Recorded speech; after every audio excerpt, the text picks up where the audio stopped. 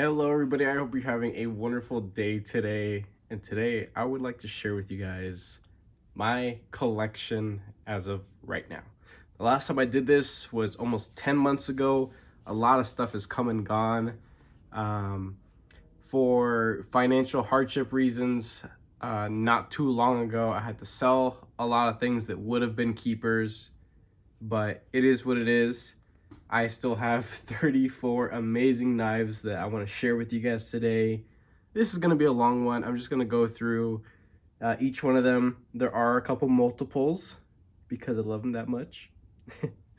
And just enjoy the ride. Play this in the background while you're doing maintenance or just couch flipping your own stuff. We're going to be starting off with the Cubis Bladeworks variant PE2. There was a PE1, never even knew about it.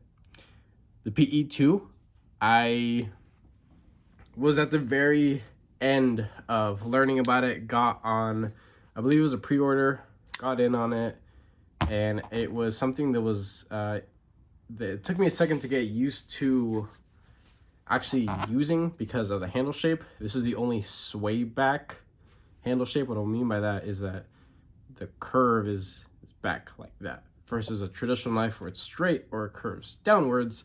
In hand, it honestly doesn't feel weird at all. In use, it's amazing. I love this knife. This is definitely a keeper, to the point where I've even anodized it, did a light polish on it, and now it's this wacky, like iridescent kind of funky color. I call this a pretty boy because, well, it is pretty. It's a good looking knife. And I love this knife so much that I am on the pre-order for the PE3. That one is going to just have a couple more premium touches. Instead of titanium scales on both sides, it's going to be a tie frame lock 20 CV blade versus the 14C28N. Nothing wrong with this, but you know what? I got it because I love this one so much, and also to support Jacob Lundquist. That's the designer. Amazing individual. I wanted to say like one thing, at least one thing about every knife that I would change, and I don't think there was one. Maybe the hardware. If I can complain about anything, it'd probably just be the hardware. I wish it was a little deeper.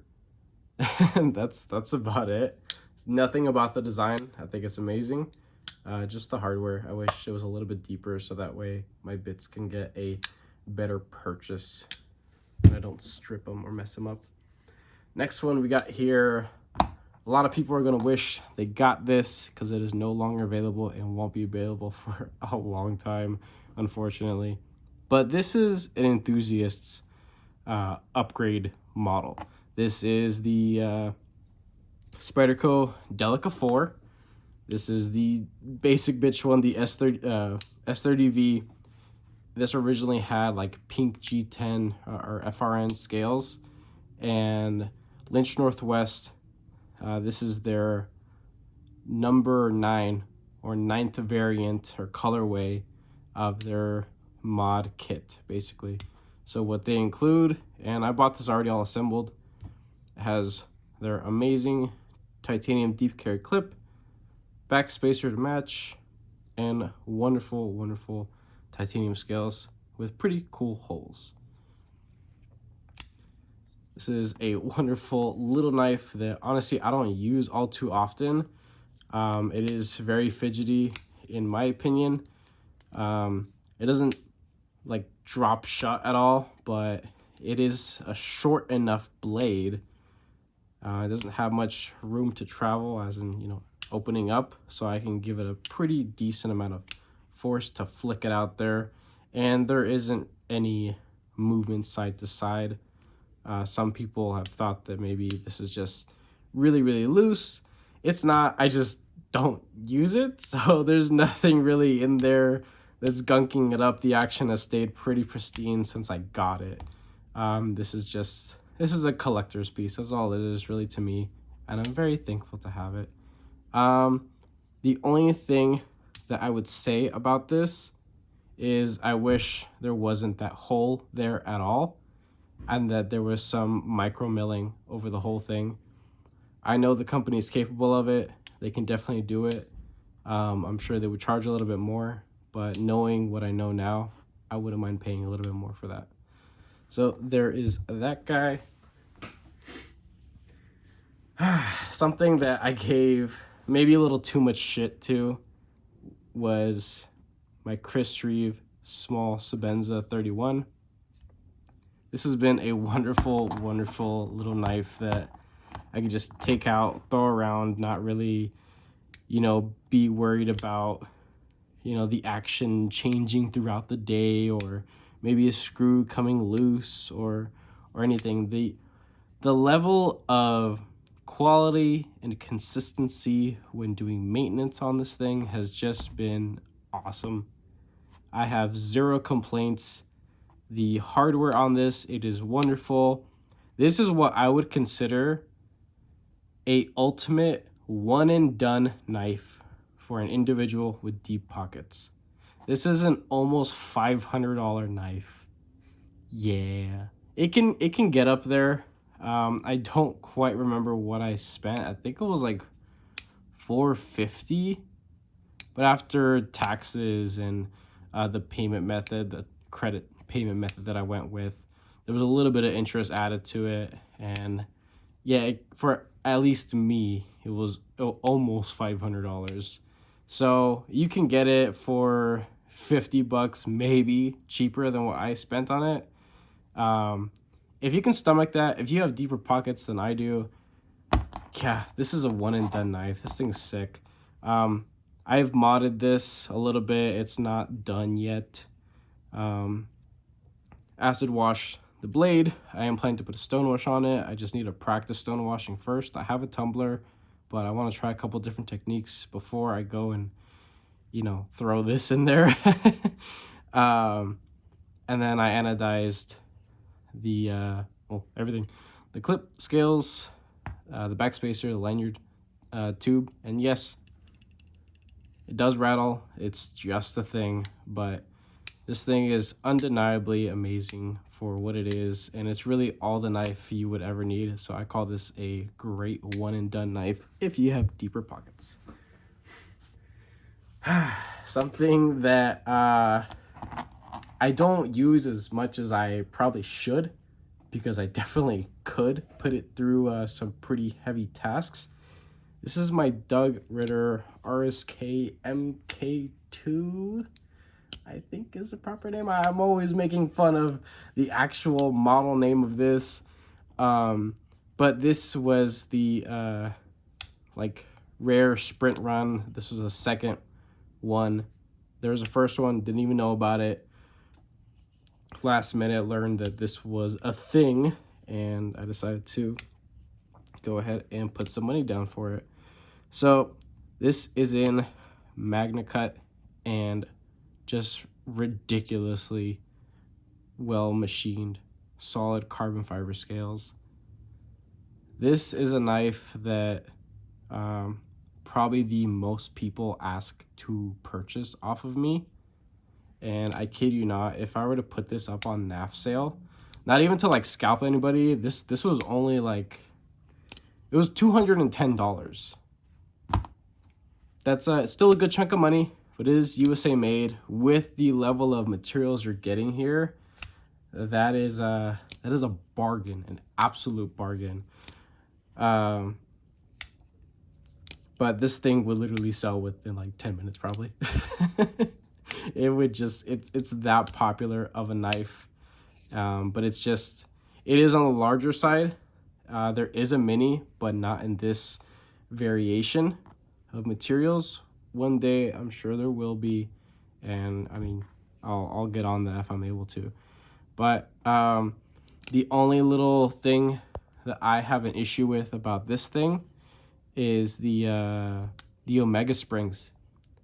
Within less than 3 months of ownership of this, I busted one of the Omega springs, probably because of the rapid weather change and all that crap.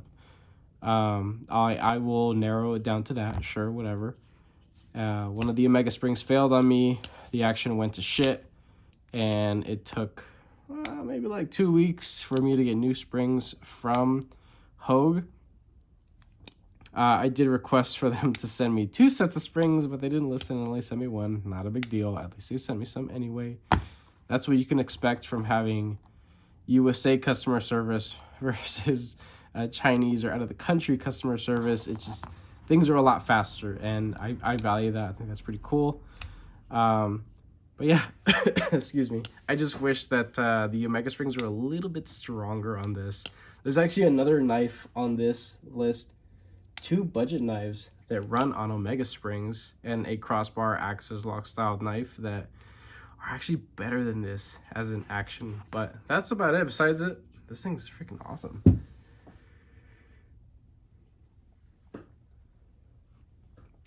This thing. I was so sure I was gonna get rid of this. This is the Concept Knives Convict. This is the V2. I'm calling it the V2 because there was a first version of this that looked completely different with hardware and the thumb pad or disc or ledge, whatever you want to call it. It was a one-sided thing. It was really weird and honestly pretty ugly. My main gripe with this was really just the color scheme that it came with from the factory. I wasn't a fan of how Blade HQ said that the blade was in a stonewash finish when it was satin. I'm not blaming the manufacturer. I'm blaming Blade HQ for that.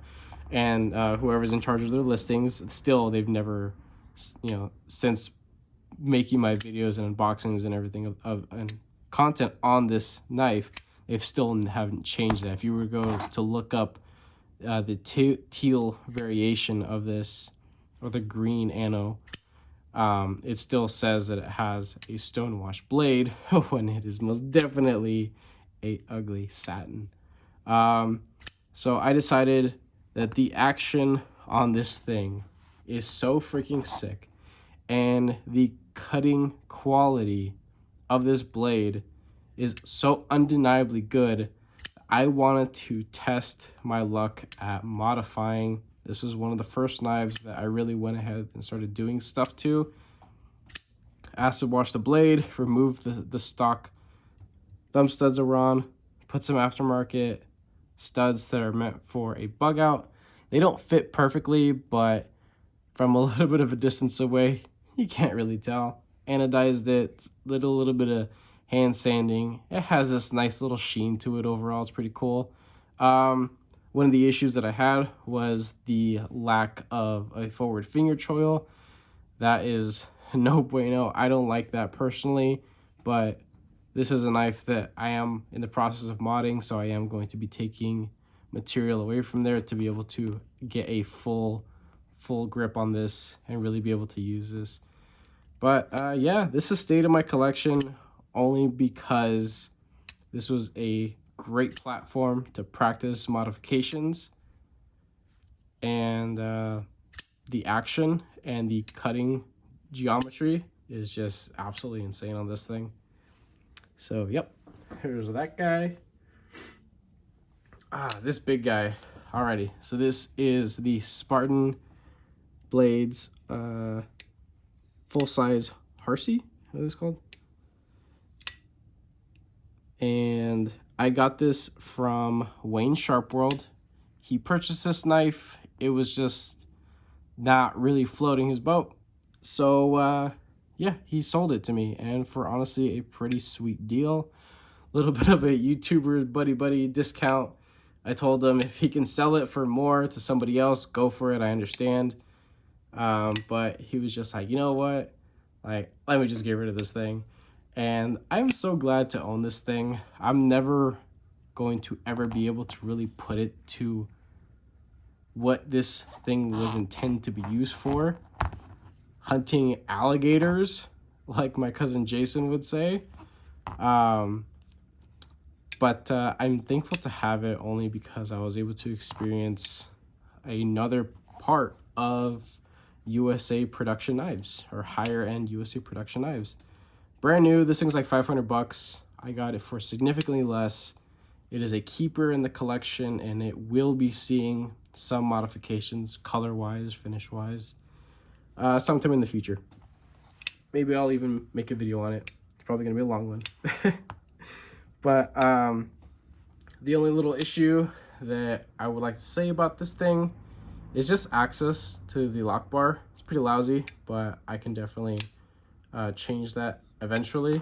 So besides that, this thing is pretty freaking great. So there is the full-size Spartan Hersey. I missed that completely. This is the Devo Knives Mash. This is the budget one. Eventually, don't know when or by who, but there will be a premium one. When the premium one makes itself available, I will end up selling this to get the premium one. It's supposed to be the exact same freaking thing. Better blade material, better finish on the scales. That was, you know, the difference between the two, but they're supposed to be exactly the same pretty much. This knife is so freaking sweet. I love the action on it. I do recommend to have, what is it called? KPL Heavy in here, because it stiffens up the detent and doesn't make it so loosey-goosey. Now it feels the part. So it looks like a heavy-duty knife, that blade would imply. But out of the box, it was just way too light, way too just loose feeling. It just didn't feel the part. But I tuned it to what I like, and this thing's sick. I freaking love this thing. So out of the 3 Devo knives now that I've experienced, and I do have the Buzz on the way, but I've had the Stout, the Mash, and the Growler. The Growler sold already on NAF sale. It's just not really something that I had room for in the collection. I honestly wouldn't be able to use it. I think somebody else, the person who got it, will probably get more enjoyment out of it than I did. It was still wonderful to have been able to experience that. But the Mash is, of the 3, this is the one that stuck around. So the only complaint, wish the hardware on here was a little bit deeper. That's it. That's really it. What's next? Let's see. Ooh, okay, so this thing has kind of a weird story, plus another one. So I'll just have them both up at the same time. Maybe even a third one. All right, so these have their own separate unboxings, videos, reviews, all that good stuff. When this thing was announced, somewhere in the middle of last year, I was just like, I should probably say what this thing is called. So, WE Subjugator in-house design. This is the WE Esprit, designed by Ray Laconico. So they made it for him. It's his design. And this is the WE Knives Evoke, a design by Ray Laconico. So they made that for them. In my review of this knife, I said, because this knife is so freaking great and amazing, I'm going to be selling these 2. I did just that. I put them up on NAF sale, and literally nobody wanted them. So I wasn't asking a unjustifiable amount, but they didn't really see a whole lot of use, and I was just like, you know what, nobody really seems to be interested in them. Nobody even sent me any offers, so I'm just gonna pull them back down. This will see modifications eventually, as will this. Flipper tab delete, re-anodizing.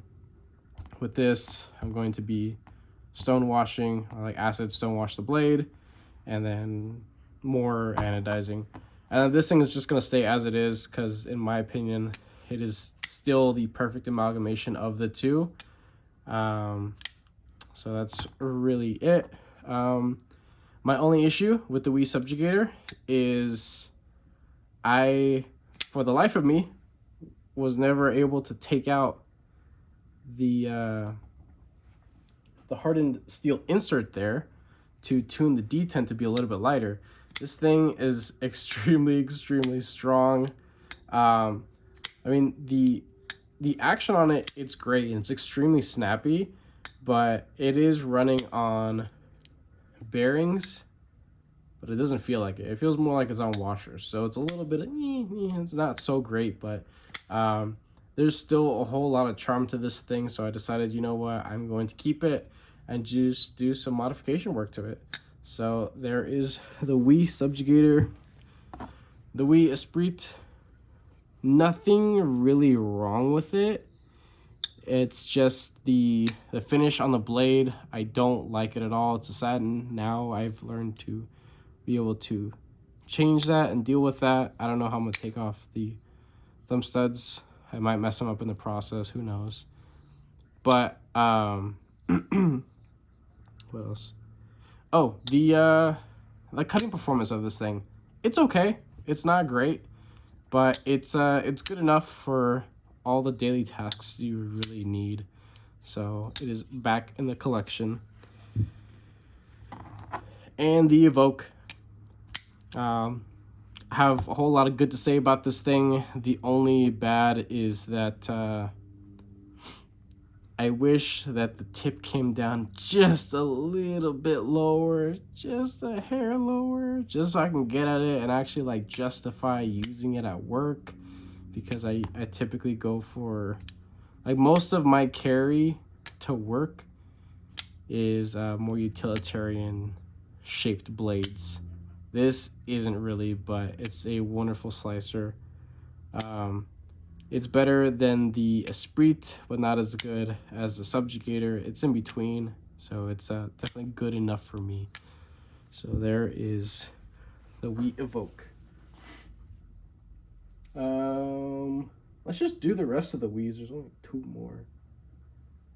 Yeah, there's only 2 more. Okay. This is a new one. This was my first purchase off NAF sale.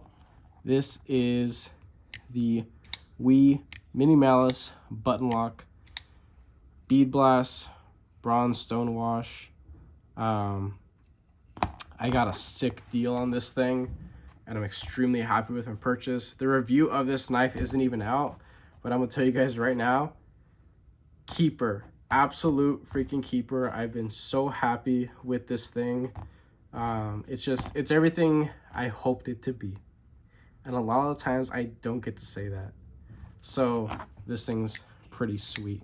Any little thing that I want to say about this? Damn, I don't really think I have anything bad to say about this. I'm sure I'll find something eventually. You guys will probably hear about it in the review. But, I mean, this thing has just been, it's been awesome. So, there's that guy. Like, I can't even, like, bullshit a issue with it. This was the first purchase of 2022. This was my first ever WE knife. This is the WE Kite Fin. This was an in-house design. I got the Bead Blast blade, shred carbon fiber, bronzed hardware, and flamed clip. This was the gaudiest, in my opinion, the most tricked out, the most like colorful one out of all the variants, in my opinion. I specifically wanted one that was half carbon, half titanium. They did have full tie ones, but not in the color and pattern that I wanted, so I went with this one, and I couldn't be happier. The action on this thing, it's sweet, and I'm not the biggest fan of flippers because I'm just over it. They're so old. It's just such an old way to deploy a knife, but there's nothing really wrong with it. So this has been an amazing knife. It weighs absolutely freaking nothing. It feels like a toy, but this is probably one of the fanciest looking knives, in my opinion, out of pretty much my whole collection. If you didn't know, you wouldn't know that, you know, this thing is only like $150. This is a lot of knife. a lot of really good looking knife for about 150 bucks. The only issue with this thing, wish the action was a little bit better. I've owned this thing for over a year. I've used it on multiple occasions, carried it on multiple occasions, continuously couch flip this thing, and at least I could say the action has been consistent. It's just not as smooth as I wish it were to be. And I'm sure there are workarounds and different things I can do to mitigate that. But as of now, the action is really the only thing I have an issue with. It's just not as smooth as I wish it would be. Wish it was a little bit drop shittier. So that is it for WE production knives. Technically, there's a couple other things too. Civivi, if you would consider. I have one, two. Wow. I actually only have 2 Civivis. This is not a Civivi. It's not a WE. This was actually OEM'd by WE for Mass Drop when it was called Mass Drop. Now it's Cavisa or Cavisa Outdoors. This is a Ferrum Forged design. This was the Gent 1. Now they have a cheap version that's like a Gent 2 that they fixed all the issues with this one, but dumbed down the blade material. This was originally an S35VN, beautifully stone washed titanium liners. This came in 2 different scale variations. This was the rosewood. If my fiance picked this out for me, I would have preferred the carbon fiber, but don't tell her that. She wouldn't even watch my videos anyway, so she wouldn't have known. But the only little issue with this is T6 hardware. It's just all over the place. It sucks. I get it. It's supposed to be like discreet, not crazy, but the difference between T8 and T6 is so minuscule. I just don't know why companies can't get their shit together. So there's that. Besides that, this thing is pretty sweet. I wish there was jimping, but eventually I may practice on a cheaper knife to make my own jimping because this thing absolutely needs it. I actually tuned the detent on this to be a little bit stronger, to be a little snappier. And it's pretty darn nice now. It's pretty freaking snappy now. Flipping is the only deployment method. And yeah, this is a nice medium sized knife. And no longer available. I don't think you can buy them brand new anymore, but this has definitely been a goodie for sure. Yeah, so only complaint is lack of jimping and T6 hardware. You guys are gonna hear that a lot, honestly. This was the first knife my fiance ever gifted to me. This was well before I really knew squat about knives.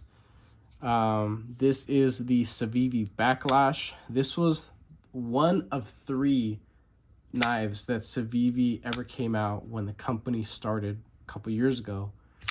And this is in 9CR18 MOV, something like that. It can't hold an edge to save its life or mine, but I love the design so much. At the time, I was just like, dude, that blade looks freaking sick.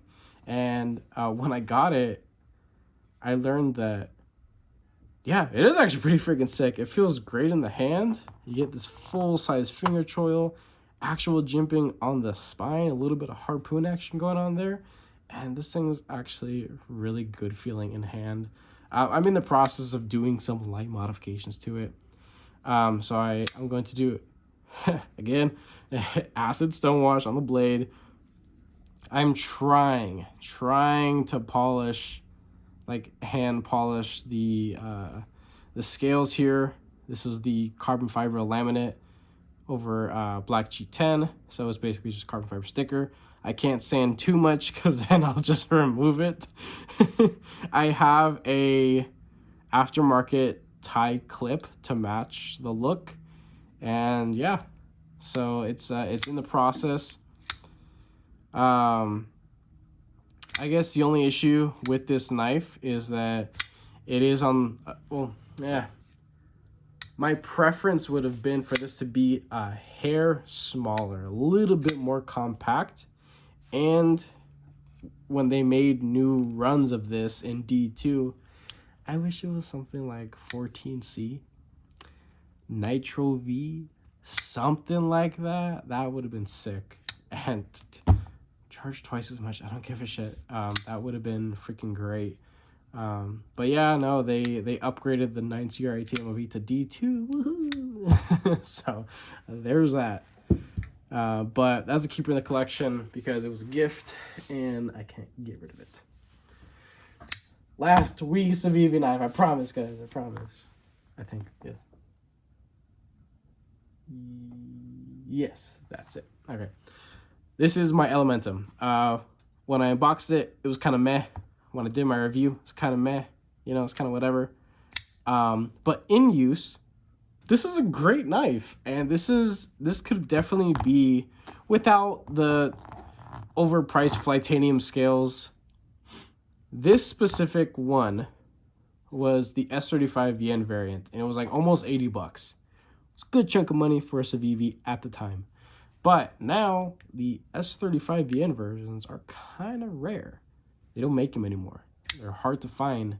You're not going to find them brand new, and definitely not for the price of what they used to be. S35 Yen is an amazing all-around great steel. I have no issues sharpening and using it.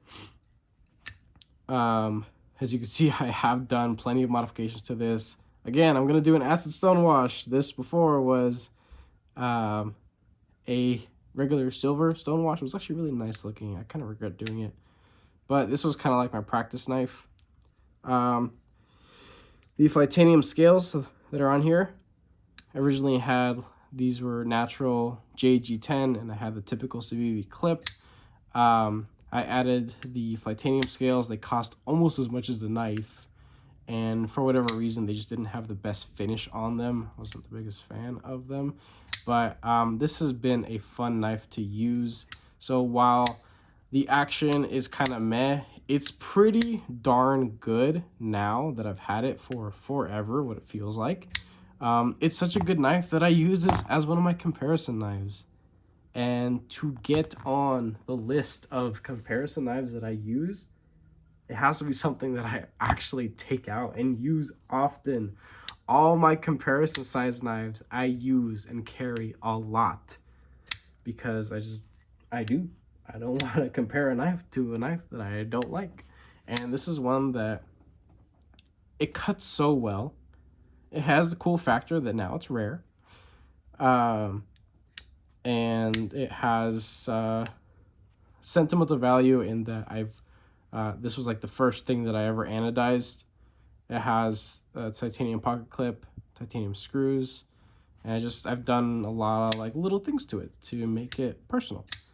So yeah, there is that guy. Only little nitpick is that I wish it was just drop shuttier. This is running on bearings, and it's never really changed for as long as I've had it. It's just kind of like that kite fin. It's consistent, and I appreciate the fact of consistency. I just wish it would drop a little bit more. That's about it. That's really my only complaint with that guy. Let's do my Demcos. So I'm just gonna bring them both out. I bought this for absolutely no freaking reason. This was an impulse buy, a $250 impulse buy. And then this was just a bite the bullet, you'll thank yourself later kind of purchase. These are both Demco AD 20.5s. These are the ones that are made out of the country. They're not the US full-size crazy overbuilt tanks that everybody drools over. These are the more reasonable and affordable and honestly more popular ones in my opinion, because they're actually available. So this guy, a little bit weird. It took a second to me to get used to not having a traditional detent, but it is so different and so unique that I actually love these things now, and I use this a lot. This right here is one of my size comparison knives. Out of all of them, this is the one that I gravitate towards the most, especially when I take to work. I have anodized the scales. I bought some titanium thumb studs.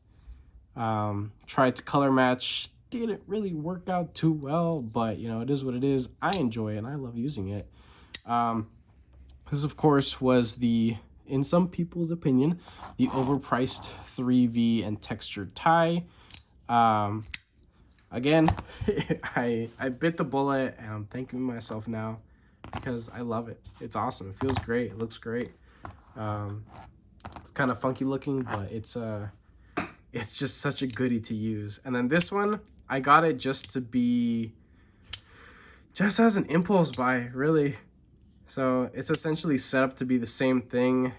This is textured G10 and S35 VN. These guys are actually available at Blade HQ, which is super sweet that you can actually get these now. When the S35 VN variants came around, this specific version sold in like, I don't know, maybe like half an hour. I can't remember, but it sold super fast. This guy, $375. This one, $250. Zero regrets. Zero regrets. Love these things. They're awesome. I think the only issue I have is just the T6, so the body screws. The clip isn't that great. I've had to bend it out on both just so it goes into my pocket a little bit better. But that's about it. There are workarounds to that. There are other people that make upgraded clips. I just haven't done that yet. There's those. Let's do another group of knives. This is going to be my #1 favorite knife from Spyderco. This is my Native 5 collection. This you cannot buy as you see it here in front of you.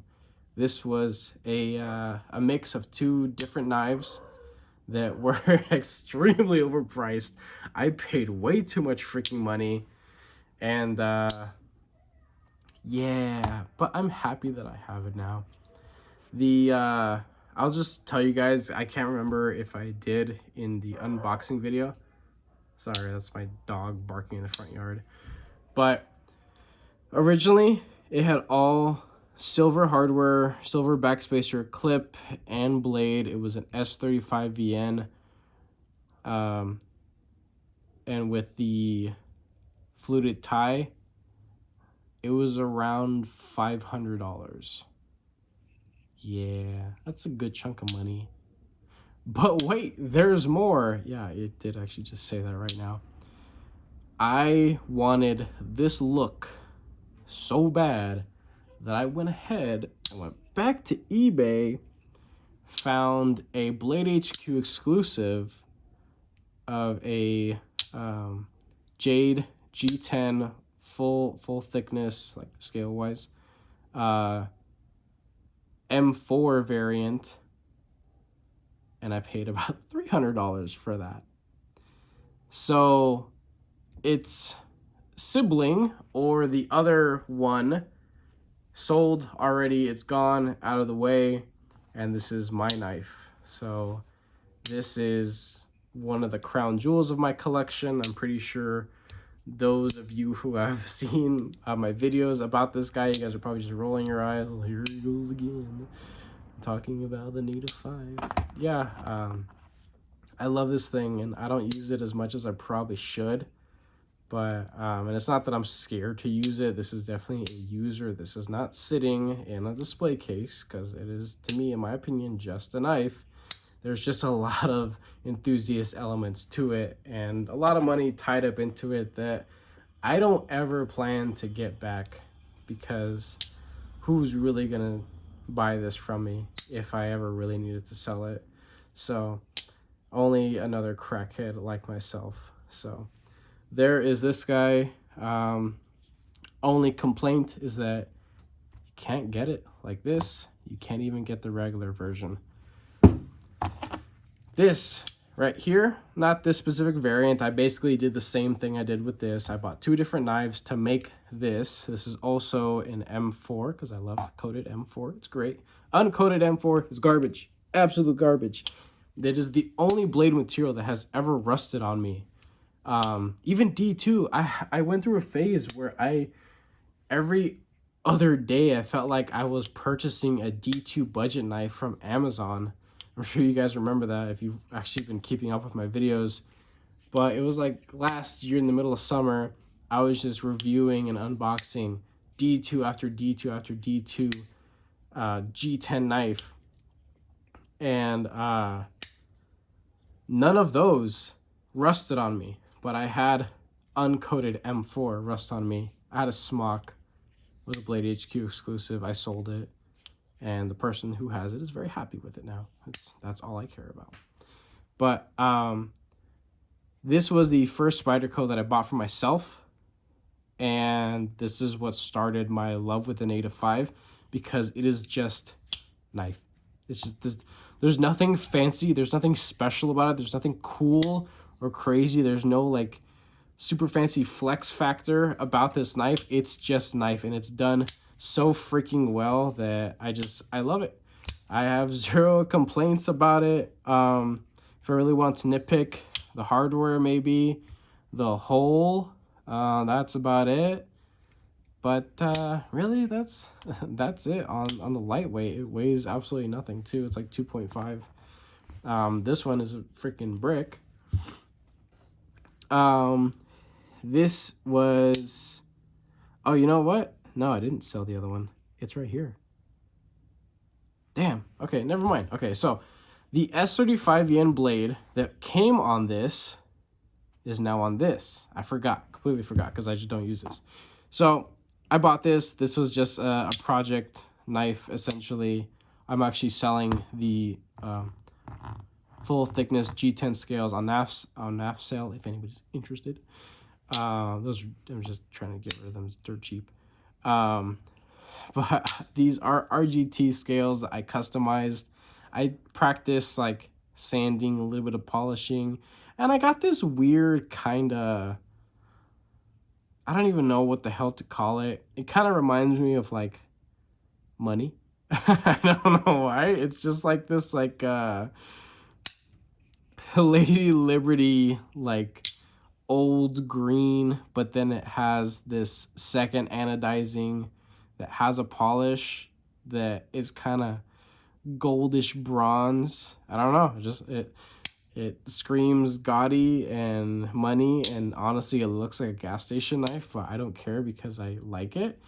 That's all that matters. Yeah, this was a fun little project knife, and it's actually ridiculously smooth still. Even though after leaving it in the ferrochloric acid for way too long, it damn near reprofiled the freaking blade, because I left it in there for too long, and I kept pulling it out every like 3 minutes. I'm like, oh, it's not doing anything. Oh, it's not doing anything. Until I pulled it out, I was just like, you know what? Let me just wipe it off really quick. Oh my God. The cloth that I used turned it black immediately. If you've messed around with putting a acid finish on your blade, you know exactly what I mean. I left that blade in there for way too long and removed so much material, but it is what it is. Let's keep going with Spydercos. Actually, I have a handful more. Out of my entire collection, Spydercos, they definitely take the cake. That's the brand that I own the most, because I gave the company a lot of shit years ago, because I was just like, Spydercos are ugly, just like a lot of other people. Like my cousin Jason, he's like that, and I gifted him my all blacked out Para 3, the one that I used for comparison for such a long time. He told me, he's like, I don't really like Spydercos, they're kind of ugly. And I told him, I said, all right, I'm gonna give you this knife. He's just like, no, I don't want it. I'm just like, okay. When I gave him back his knife collection, when I did my review on his collection, or just my my little show and tell with you guys, I threw in my Para 3, and I called him up, and I was just like, hey, you like your knives? And he's just like, yeah, hey man, thanks for the knife. And I was just like, yeah, enjoy. He's just like, yeah.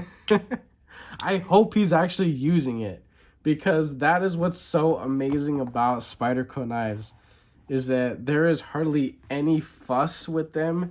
They are ergonomic masterpieces, in my opinion. They have sweet blade material that they come out with all the time. And for example, this is one of them. I also overpaid for this, almost twice as much of what they came out with. But that's besides the point. This is a Manix 2 CPM 15V collaboration with Triple B, Big Brown Bear. This has just been wonderful to use, and it is absolutely disgusting and ratty looking because I've just been using it so much. This is a wonderful knife, and I just love it.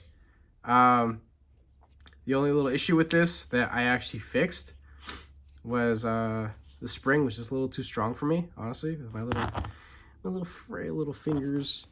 But no, seriously, I do actually have relatively rough hands, or what I do for work, but the spring was just, I couldn't fidget with this like I like to do with my knives. Like if I'm driving from store to store servicing, I'm doing this hand on the steering wheel, the other hand on the knife. The best way to drive safety, right? So this thing is freaking sweet. Another little complaint maybe is the hole. It just doesn't need to be there. It just looks ugly. That's about it. Not talking about, the actual Spidey hole. That's awesome. I'm talking about the lanyard hole. I think it's terrible. And I don't think anybody, like Metin Boss, for example, I don't think they make plugs for that hole yet. And what I mean by that is this beautiful piece right here. This looks like the moon. They'll smash into a million pieces and then reassembled. I can't remember what that material is actually called, and I wish I had a better quality camera to show you guys how this thing glistens. It looks like a piece of jewelry. This is my PM2, Spyderco Paramilitary 2. This is a knife that I have spent a good bit of money on because I wanted it to be just right. This was originally the all DLC coated in teal G10. Then I got some RG custom metalwork scales, and these things are just, this looks like a really sensitive piece of work right here, but they're not. I don't know what kind of finish or what grade. I'm sure he has on the website. But the fact that I've used this a lot at work and I've carried it a lot and it's been around all over the place and has little to no marks on it, that's insane. This RG Custom Metalworks is as close as you can get to this. It is as close as you can get. And I only say that because RGT, Rips Garage Tech, I believe, they're flat. Now, while they are beautiful, I even have another set over here. Where the hell did it go? Oh, it's over here. This is my little native. I got some RGT scales for this too. Also the sunburst pattern. This is a stonewash. They're flat. These don't, I don't think these can really scratch that itch if you've wanted and drooled over something like this. I believe the person who is capable of anything close to that is RG Custom Metalworks, because this thing is just gorgeous, absolutely beautiful. The work he does, it's insane, but the only downside is that he's like one guy in San Diego, and well, he only makes everything in small batches, and there's a price tag to all these things, and it's up there, but you know what, it's worth it in my opinion. He makes some pretty sweet stuff. I want to get more stuff from him eventually, just not at the moment for financial sake. But going back to the PM2, it's a wonderful knife. It's just a hair too large for me. Well, I did have a Para 3. The Para 3 was a little too stubby looking for me. I want something kind of in between. And I don't think that that exists in where I can actually modify it the way I want to. So I've decided to keep the larger of the two and mod the living crap out of it. And now I love this thing. This thing's beautiful. So that's really it. This thing's freaking sweet. And last Spyderco. Yes, last Spyderco. That was bad. This is my Little Native. Spyderco Little Native. And like I said before, RGT, custom scales here, sunburst pattern, stonewash. These scales are wonderful and extremely easy to add to the knife, at least this model. This is a great little knife. It is just, I understand, this is a very small knife. I wear large to extra large size gloves, but my fingers are slim. So for me, this is comfortable. I'm completely fine with this. Other people, it may not be enough for you. But besides that, I think the only little issue I have with this, and this will change, this will change eventually, is I have terrible lock stick on this thing. My PM2 had the same issue. It had disgusting lock stick on it, and it's gone. It went away. Now it's, oh, maybe it has a little bit left over. I can use it as much as I probably should and probably could, but eventually it'll go away. I hate that this has as much lock stick as it does, because when it had the G10 scales on it, it was in the process of going away, and then I go and I throw these new scales on it and it comes back all over again. So everything is still setting itself in place, everything is wearing itself in. So it's going to change. I want it to be there already. That's just the impatient side of me. Handful more here to go. Just start running through them, I guess. This is my bug out. This has been heavily modded, still in the process of doing stuff to it. This is the other knife that I busted some Omega springs on, and just bought some cheap knockoff ones, and honestly they're better than the ones from the factory. So they were from Etsy. No, they were from eBay. Yeah, I got like a butt ton of Omega springs from eBay, and they're, what's going on? They're way better than the ones that came from the factory. Why is it? Okay, that was weird. I'm just trying to like swing and mess around with it. But the action on this, it's wonderful now. It's been broken in very well. I've used it a lot. A couple of things that I've done to it. So this was originally a Blade HQ exclusive that I purchased from Love Them Knives. And this was my first... No. It was not my first Benchmade knife. My 940 was my first Benchmade knife. And then I bought this, I think. I don't know. But most people, when they get a Benchmade knife, the bug out is typically their first one. And you know what? I can understand why this is such a popular knife. Now, in its base form, yeah, it's really thin, it's really flimsy. It feels like a goddamn toy that costs almost $200 or more. This was the Blade HQ version. This is in 20 CV. It had green accents to it, and like a diamond textured FRN scale. And there was also like a DLC coded one. Those were like $215 or $225. They were up there for what it was. And you know, Benchmade right now, I mean, they're doing some pretty ridiculous stuff right now. So this is it. I'm probably not gonna get any Benchmade stuff for the rest of this year. This is it. I think this is all I need. Just a bug out and a 940. This has been heavily modded. I don't even know how much I've put into this.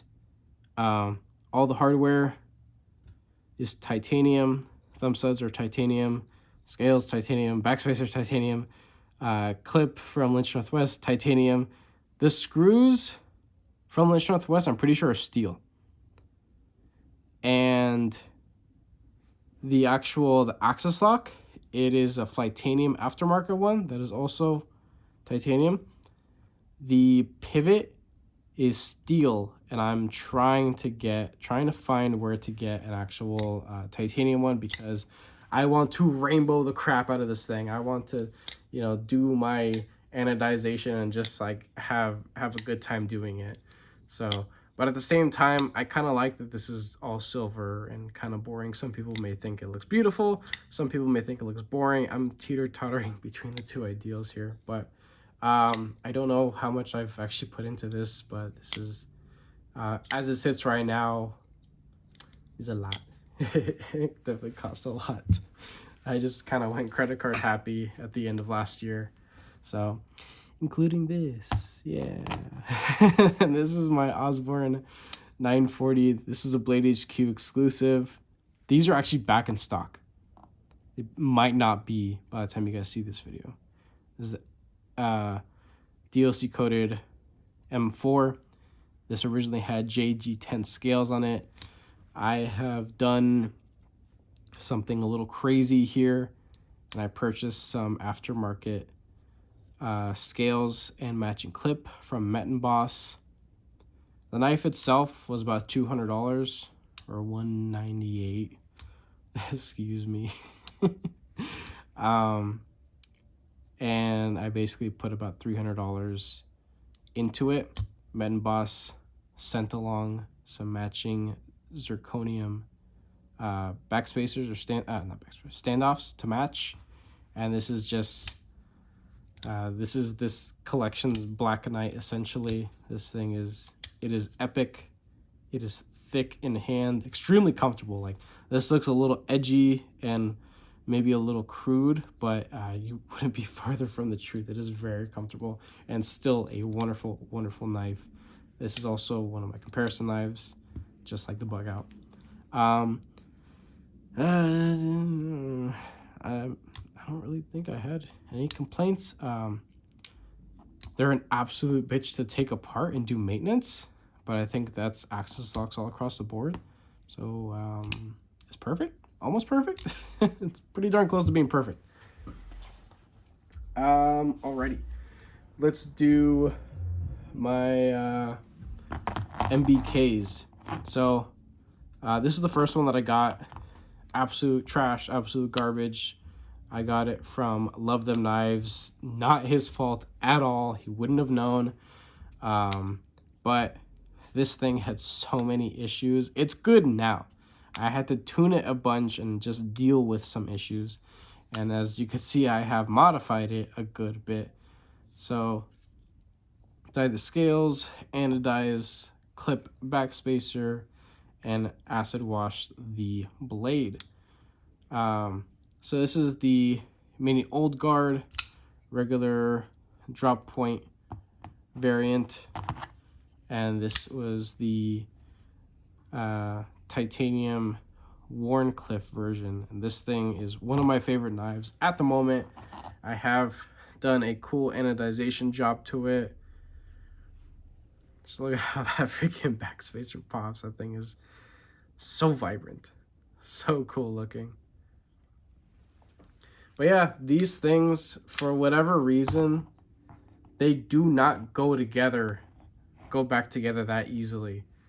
I don't know if it's just me and I have bad luck, but I hate doing maintenance on these knives. Once I get it good, I am scared to put a single freaking bit to this thing, because I don't want it to go away. I don't want, when it's good, I don't want the good to go away.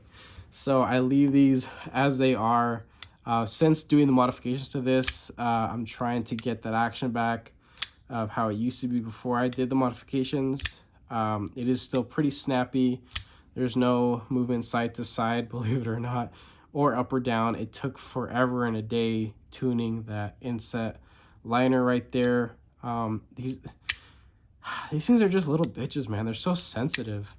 There's nothing like a Chris Reeve. Nothing. I know a lot of people may compare something like this to small Sebenza, or like one with like the sheep's foot or coasting blade. I forget what it's called, but nothing. These two names should not be in the same sentence. They're nothing alike. This thing is a nightmare to do maintenance on. The Sebenza, I could do maintenance on that with my eyes closed. So I guess you pay for that. There's those two guys. Complaints on both of them. They're absolute nightmare to take apart. This is my only f5.5. I do technically own another one, but it is being held for someone at the moment. So this was a mashup of two different models. This was the acid stonewash, and this is some definite wear on it. These were originally the white G10 scales. I dyed them. Came out pretty interesting.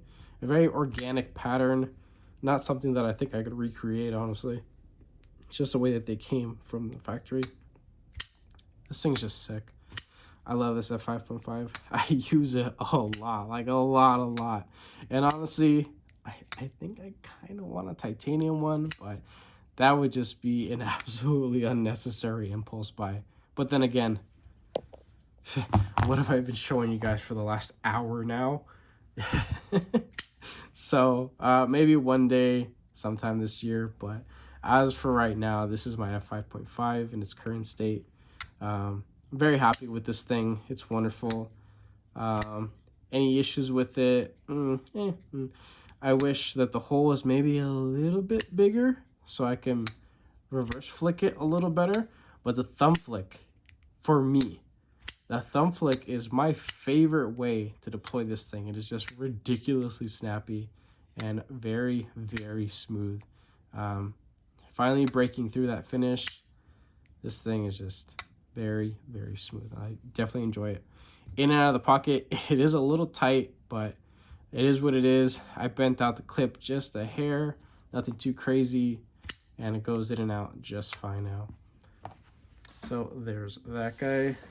Only 4 more left to go. These are all going to be budget. No, actually, no. Excuse me. 6 more. 6 more to go. I'm so sorry.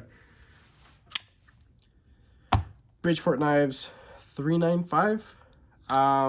There is going to be new variants and premium ones. I will buy them. I need more of this because this is wonderful. It is great to play with, great to use, and great to look at. It is such a simple freaking design, and it's done so well. And this is made by Kubey.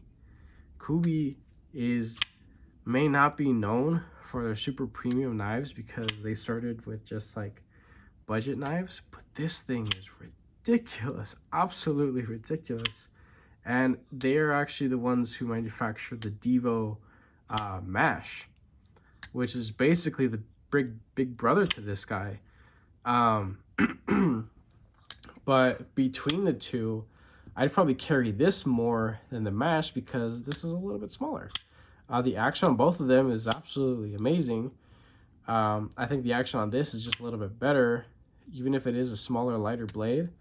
It doesn't have a coating like the Mash does, so it drops down a little bit better. But still, they're just ergonomically wonderful, great to use, thin behind the edge, and just, they're sweet freaking knives. I love this thing. I'm in full support of Bridgeport Knives, and I will be buying whatever new stuff comes out, or at least buying to check it out and then passing it on to somebody else. Passing the savings on to somebody else. So, any little complaints about this? No,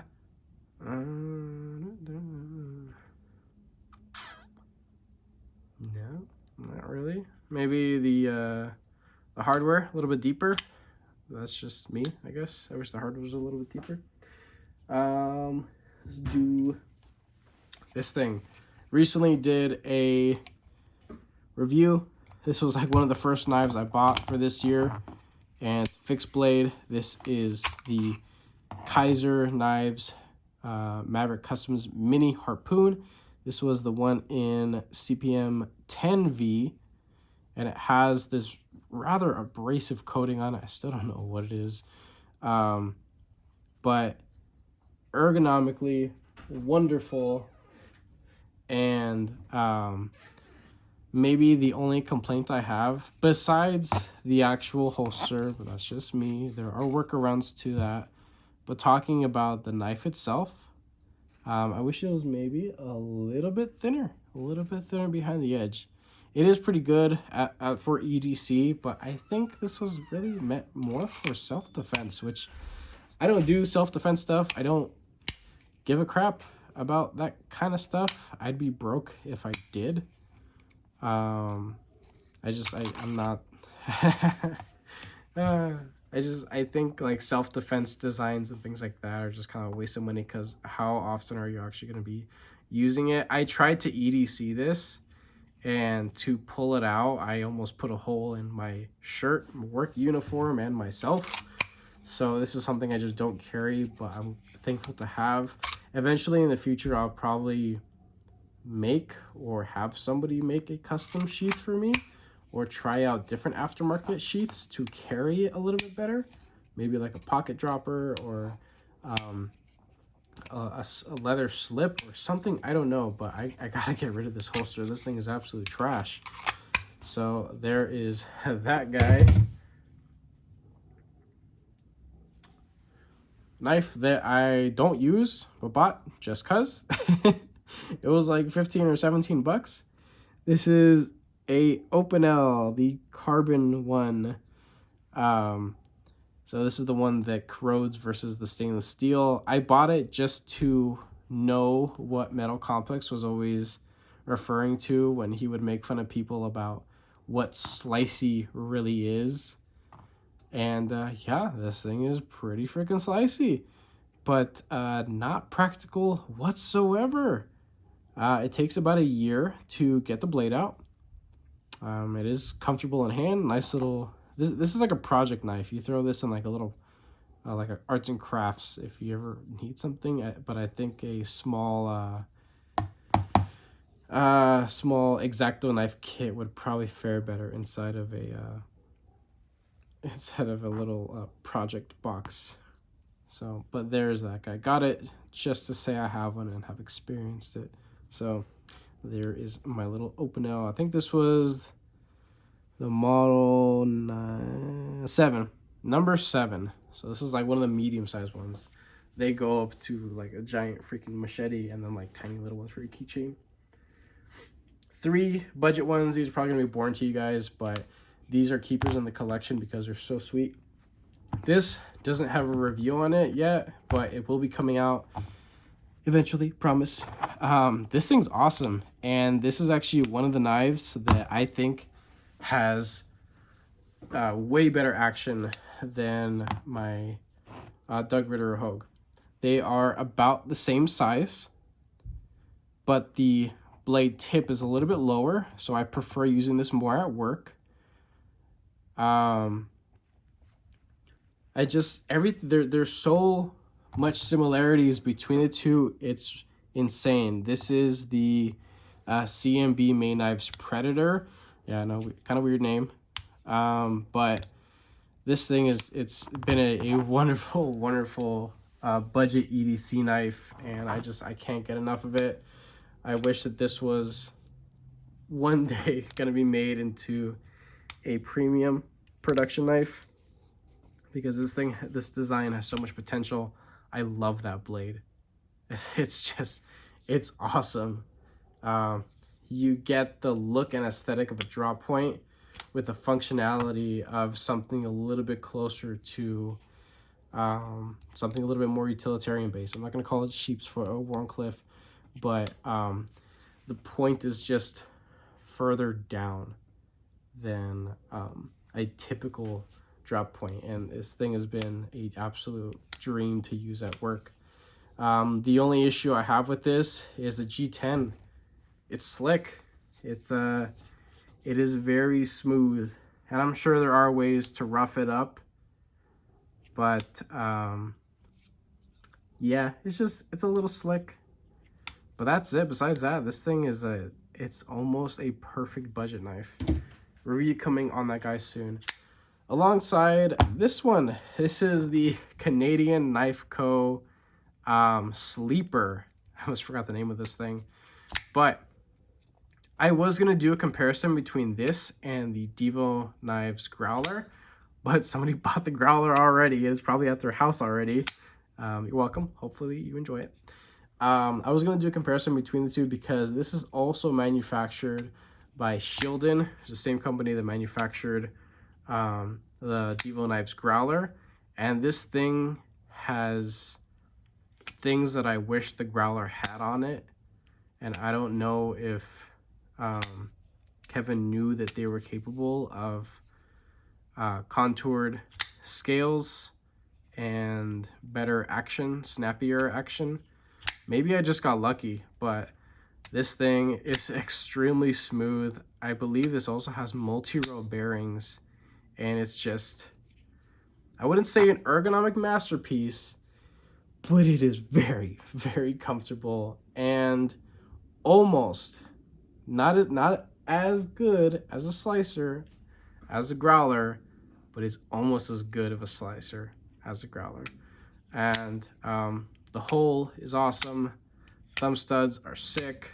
Only issue, I suppose, a couple issues. I think the hardware, those look to be like T8s. I think all the hardware is T8, but this clip, I think it's a little too long for its own good. In hand, I feel it moving and shifting a lot, and it's cranked down all the way. So this does move, and it's on my Carta scale, so it's not a big deal. If this was like on Thai or even steel scales or whatever, this would leave some pretty bad wear marks. But in and out of the pocket, it's wonderful. And even though it's canted quite dramatically like that,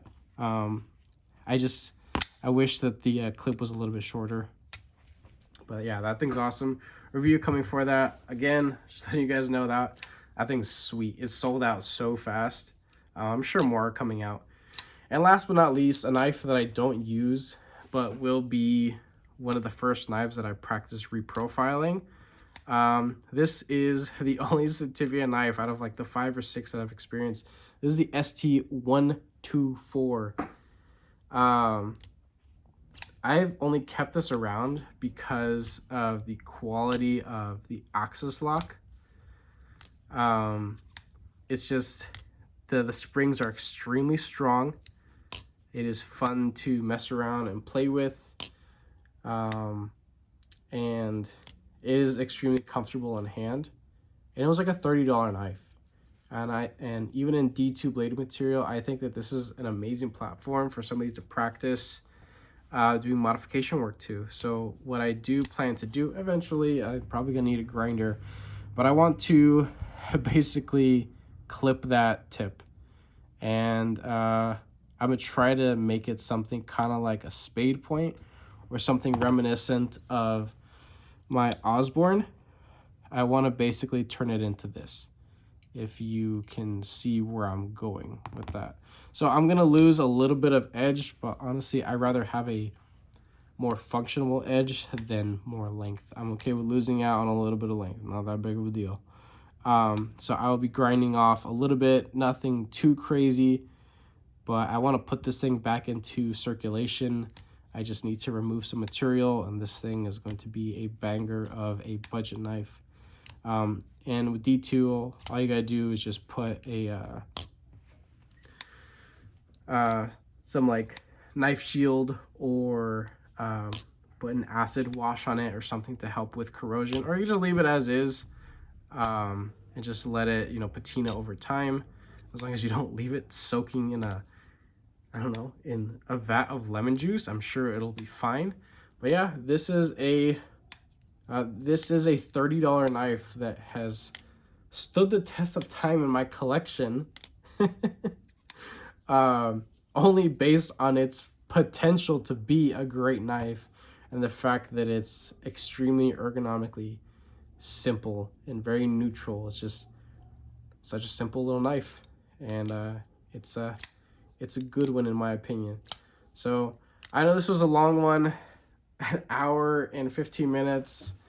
Most of you probably didn't even get to the end of this, but those of you that have, thank you so much for watching. This was fun for me to go through all of my collection If I had more, I don't know how much longer this would have been, but yeah, thank you guys for watching. I really appreciate it.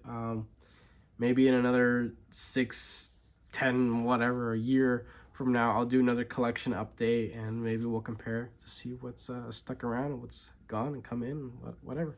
So that being said, have a wonderful rest of your day.